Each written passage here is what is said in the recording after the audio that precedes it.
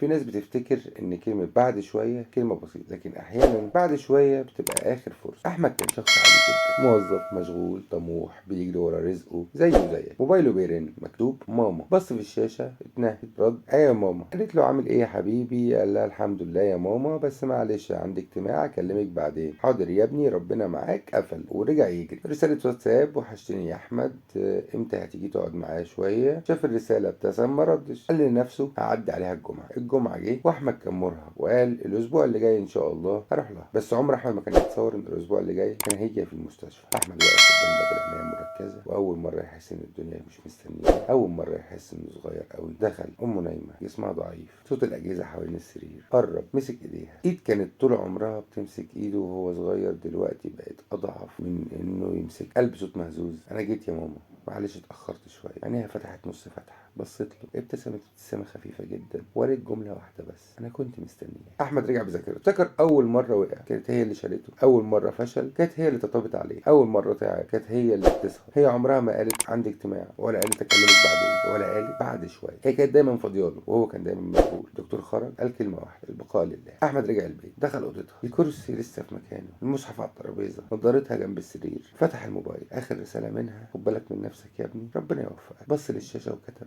بحبك يا ماما، وبعت رسالة واحدة من غير ما تظهر العلامتين بتوع الواتساب. أحمد ما بقاش زي الأول، بقى لما يشوف راجل كبير ماشي لوحده في الشارع يحس إن ده كان ممكن يبقى أبوه، لما يشوف ست كبيرة مستنية ابنها يحس إن دي كانت أمه. بقى فاهم حاجة واحدة بس: إن البر مش كلمة، مش بوست حتى في عيد الأم، مش صورة قدام الناس. البر وقت، البر إنك تبقى موجود قبل ما يجي اليوم تبقى فيه موجود وهما مش موجودين. دلوقتي في حد مستني مكالمة منك، في حد نفسه يسمع صوتك، في حد مش طالب فلوس ولا هدية ولا حاجة كبيرة، طالب شوية وقت. ويمكن الكلمة اللي هتقولها النهاردة تبقى آخر كلمة يسمعها منك قبل ما الحلقة ما تخلص. مش هقولك تعمل ايه ولا هديك نصيحة، أنا بس هسيبك مع السؤال ده: لو جالك اتصال دلوقتي باسم بابا أو ماما، هترد ولا هتقول بعد شوية؟ الحق قصيرة، بس أحيانا الفرصة أقرب. قبل ما يفوت الأوان خليك موجود. ده كان قبل الأذان، نتقابل في لحظة أقرب.